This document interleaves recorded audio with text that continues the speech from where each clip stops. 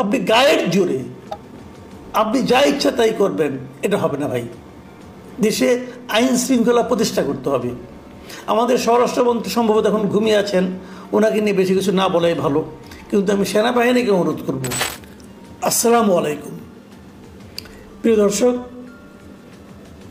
এই বর্তমান সরকার দায়িত্ব নেওয়ার পর আমার কাছে মনে হয়েছে যে প্রথমবারের মতো মব ভায়োলেন্সের ব্যাপারে একটা গুরুত্বপূর্ণ পদক্ষেপ আমরা দেখতে পেলাম। এতদিন মব ভায়োলেন্স ছিল একটা অপ্রতিরোধ্য ব্যাপার। কেউ সিদ্ধান্ত নিল মব তৈরি করবে, কোনো একটা বাড়ি, কোনো একটা স্থাপনা ভাঙচুর করবে, কাউকে পেটাবে, কাউকে অর্ধমৃত করে পুলিশের কাছে সোপর্দ করবে। এগুলো ছিল খুব স্বাভাবিক ঘটনা। এ সমস্ত ঘটনার কোনো প্রতিবাদ ছিল না, কোনো প্রতিকার ছিল না, কারো কাছে বিচার চাওয়া যেত না। যে বিচার চাইতে যাবে তাকেই ট্যাগ লাগিয়ে দেওয়া হতো যে স্বৈরাচারের দোসর। এবং এটা খুব একটা সহজ কাজ ছিল। 2-3 জন ছেলে বলল যে ওইখানে স্বৈরাচারের দোসর একটা মিটিং করতেছে, অতএব ভাঙচুর করো, যে আগুন ধরিয়ে দেওয়া হলো। এগুলো আমরা বহুবার দেখেছি, ঢাকা শহরে দেখেছি, ঢাকার বাইরে দেখেছি। একজনের বাড়ি লুটপাট করা, আগুন ধরিয়ে দেওয়া কোনো ব্যাপার ছিল না। কেউ কোনো অ্যাকশন নিত না, বরঞ্চ কোনো প্রতিরোধ করতে এলে যারা প্রতিরোধ করতে এসেছে তাদের বিরুদ্ধে মামলা হতো। এক ভয়ঙ্কর অরাজকতা দেশ জুড়ে ছিল, চলছিল, চলতে দেওয়া হচ্ছিল। এবং সরকারের পক্ষ থেকে এদের ধরার ব্যাপারে যে কোনো একটা তোড়জোড় তা লক্ষ্য করিনি, বরং উল্টো দেখা গেছে এক ধরনের অসহায়ত্ব। ধরা যাচ্ছে না, কিছু বলা যাচ্ছে না, এই ধরনের কথাবার্তা। কিন্তু এই প্রথমবার আমরা দেখলাম কোথায়, রংপুরে দেখলাম যে মবের ব্যাপারে সেনাবাহিনী একটা খুবই গুরুত্বপূর্ণ পদক্ষেপ এবং কার্যকর একটা পদক্ষেপ নিয়েছে। আপনারা জানেন ঘটনাটা কবে ঘটেছে। ঘটনাটা গত বৃহস্পতিবার রাতে রংপুরে জাতীয় পার্টির চেয়ারম্যান GM কাদেরের বাড়িতে হামলা করা হয়। তার বাড়ির নাম হলো দ্য স্কাই ভিউ। সেখানে আচমকা হামলা, দরজা জানলা ভাঙচুর করা হয়। ওখানে একটা মোটর সাইকেল ছিল, তাতে আগুন ধরিয়ে দেওয়া হয়। এবং এই ঘটনাটা ঘোষণা দিয়ে কিন্তু হয়েছে তারা সেটা করবে। কেন GM কাদের রংপুরে এলো এটা নিয়ে তাদেরকে আসতে দেওয়া হবে না, এটা কোন আইনে পরে কেউ জানে না, কেউ কিছু বলতে পারবে না। GM কাদেরকে স্বৈরাচারের দোসর হিসেবে আখ্যায়িত করে তার বাড়িতে হামলাটা চালানো হলো। এর সঙ্গে বিএনপিও জড়িত ছিল বলে কেউ কেউ বলছে, বৈষম্য বিরোধী ছাত্র আন্দোলনের কিছু নেতা ছিল বলে বলা হচ্ছে। এখানে এটা একটা ভিডিও ফুটেজ পাওয়া গেছে। তো এই ভিডিও ফুটেজগুলো দেখে টেখে শনিবার দিন ওখানকার যে সেনাবাহিনী আছে, সেই সেনাবাহিনী বৈষম্য বিরোধী ছাত্র আন্দোলনের 2 নেতাকে, মহানগরের আহ্বায়ক ইমতিয়াজ আহমেদ ইমতি এবং জেলা আহ্বায়ক ইমরান আহমেদকে পায়রা চত্বরে ডেকে নিয়ে যায়। ডেকে নিয়ে তাকে জিজ্ঞাসাবাদ করে যে কেন এই ঘটনাটা ঘটলো, কে ঘটিয়েছে, এগুলো জিজ্ঞাসাবাদ করে।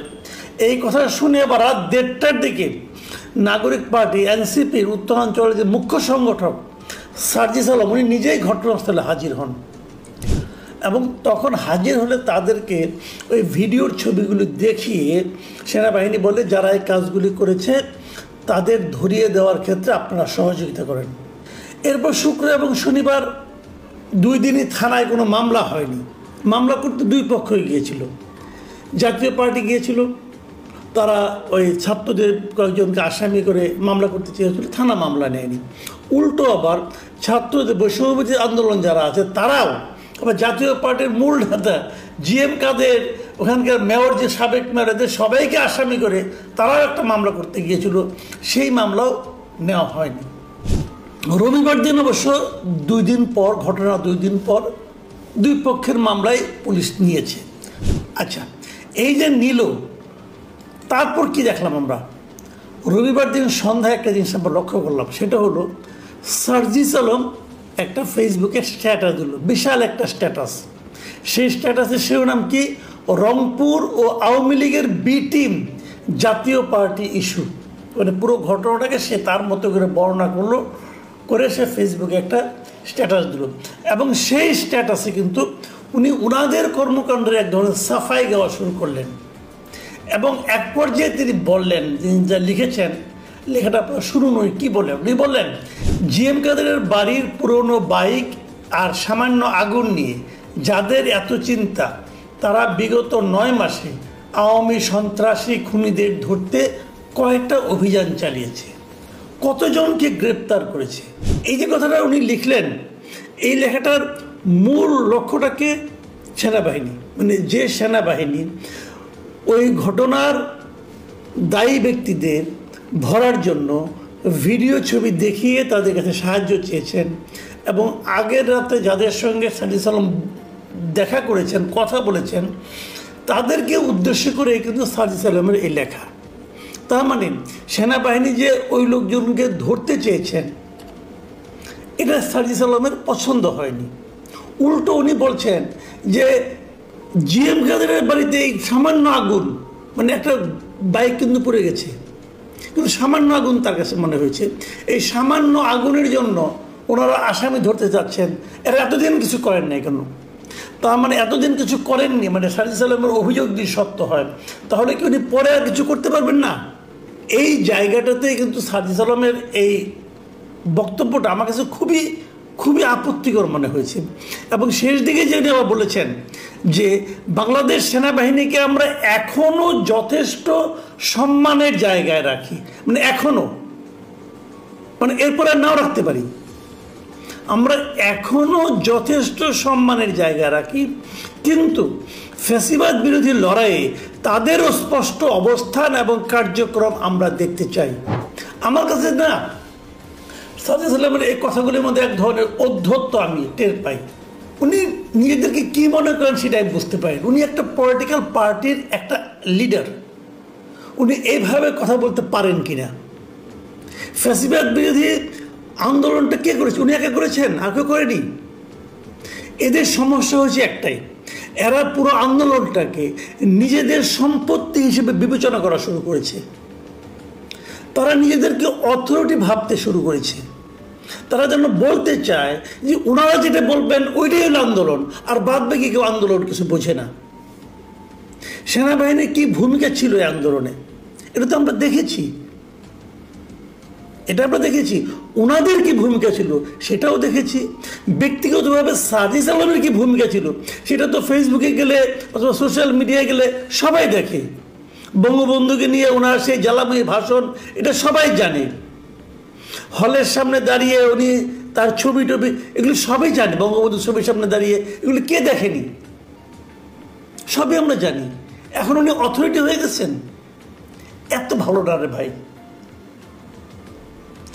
মধ্যে কথা হলো, ওনার এই সমস্ত কথা বলার মাধ্যমে উনি কিন্তু প্রকারান্তরে মবকে এক ধরনের সাপোর্ট দিয়েছেন। যে মবকে সাপোর্ট দেওয়াটা হলো সবচেয়ে ভয়ঙ্কর একটা কাজ। আপনাদের মনে আছে কয়েকদিন আগে সেনা কর্মকর্তাদের সঙ্গে আপনার সেনাপ্রধানের একটা যে বৈঠক ছিল, সেই বৈঠকে যতটুকু খবর আমরা বাইরে পেয়েছিলাম, বিভিন্ন মাধ্যম থেকে এসেছিল, সেখানে কিন্তু মবের বিরুদ্ধে সেনাপ্রধানের একটা দৃঢ় একটা প্রতিজ্ঞার কথা প্রকাশিত হয়েছিল। এবং উনি বলেছিলেন আর কোনো মব আমরা দেখতে চাই না। এবং আপনি এটাও জানেন যে সেনাবাহিনীর এখন একজনের ম্যাজিস্ট্রেসি পাওয়ার আছে, তারা কিন্তু এই অ্যাকশনগুলোকে করতে পারে। ম্যাজিস্ট্রেসি পাওয়ার তাদের অনেক আগেই দেওয়া হয়েছিল। কেন তারা এতদিন মবের বিরুদ্ধে অ্যাক্টিভ হয়নি সেটা কিন্তু একটা রহস্যজনক ব্যাপার। এবং আমি এই বিবেচনার ওই মবের বিরুদ্ধে অ্যাক্টিভ না হওয়ার কারণে আমি কিন্তু ওই সময়ের সেনাবাহিনীর কার্যক্রমের সমালোচনা করি। তাদের উচিত ছিল, তাদের ম্যাজিস্ট্রেসি পাওয়ার দেওয়া হয়েছিল কেন? ব্যবহার করার জন্য নাকি নিয়ে ওই চুপচাপ বসে থাকার জন্য? তারা কোথাও ব্যবহার করেছিল আমি খুব একটা দেখিনি অথবা শুনিনি। অন্যতমকে মবের বিরুদ্ধে ব্যবহার করেইনি। এই প্রথম আমি দেখলাম যে তারা মবের বিরুদ্ধে সোচ্চার হলেন এবং অ্যাক্টিভ হলেন। এবং আমি রংপুর স্টেডিয়ামে অবস্থিত যে সেনাবাহিনীর যে ক্যাম্প আছে, পদাতিক ৭২ পদাতিক ব্রিগেডের যে commander brigadier general Humayun Qayyum, এই ভদ্রলোককে আমি অবশ্যই ধন্যবাদ দেব যে উনি এই ঘটনাকে কেন্দ্র করে অত্যন্ত শক্ত অবস্থানে ছিলেন। এবং থাকার কারণে ওনারা কিন্তু সাংবাদিকদেরকে পরে ওদের সবার সঙ্গে বৈঠক করেছেন, বিএনপির সঙ্গে বৈঠক করেছেন, ছাত্রদের সঙ্গে বৈঠক করেছেন উনি, এবং বৈঠক করার পর উনি পরে সাংবাদিকদেরকে রাতেরবেলা, রোববার রাতেরবেলা ব্রিফ করেছেন, এবং ব্রিফ করে উনি যে কথাগুলি বলেছেন সেই জিনিসটা আমার কাছে খুবই গঠনমূলক কিন্তু কঠোর অবস্থান বলে মনে হয়েছে। উনি বলেছেন যে আওয়ামী লীগ, বিএনপি এবং এনসিপি লোকেরা তারা এখানে এসেছে, আমাদের সঙ্গে আলোচনা করেছে, এবং তারা কি বলেছে উনি বলেছেন, শুনুন কি বলেছেন উনি বলেছেন, আমরা আনন্দিত এনসিপি ও বিএনপির প্রতিনিধিরা স্বতঃপ্রণোদিত হয়ে এখানে এসেছেন। তাদের যেসব কর্মী ও সহযোদ্ধা আবেগে হোক বা যে কোনো কারণেই হোক আইন নিজের হাতে তুলে নেওয়ার চেষ্টা করেছিলেন, কিছু কর্মকাণ্ড করেছিলেন, আমরা তাদের চিহ্নিত করার সুযোগ দিয়েছিলাম, তারা নিজে থেকে এসেছেন, তারা এরকম আর কিছু করবেন না ভবিষ্যতে। আমরা আশা করব তারা তাদের রাজনৈতিক কর্মকাণ্ড যেটা নিয়মের মধ্যে পড়ে সেভাবে চালিয়ে যাবেন, কিন্তু কোনো ধরনের ভাঙচুর, কোনো কিছু নষ্ট করা, মবের মাধ্যমে অন্যায়ভাবে বাধা সৃষ্টি করা, এসব কর্মকাণ্ড শুধু রংপুরে কেন বাংলাদেশের কোথাও করার সুযোগ নেই। এই কথাটা আমি মনে করি ইম্পর্টেন্ট। মব করা যাবে না। আপনি ইচ্ছা হলো একজনকে ট্যাগ দিয়ে তাকে আপনি ভাঙচুর করবেন, এটা পারবেন না ভাই। আপনি এনসিপি হন, বৈষম্যবিরোধী ছাত্র আন্দোলনই হন, আর বিএনপি হন, আর ছাত্র দলই হন, পারবেন না। আপনাকে আইন এই এখতিয়ার দেয়নি।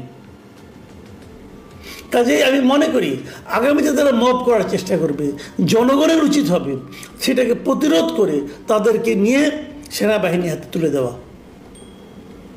এবং সেনাবাহিনী এই ভূমিকা কেবল রংপুরে নয়, কেবল ৭২ পদাতিক ব্রিগেডেই নয়, আমি অন্যান্য সকল জায়গায় যেখানে যেখানে সেনাবাহিনী আছে তাদের কাছ থেকে আমরা এ ধরনের কঠোর অবস্থান দেখতে চাই।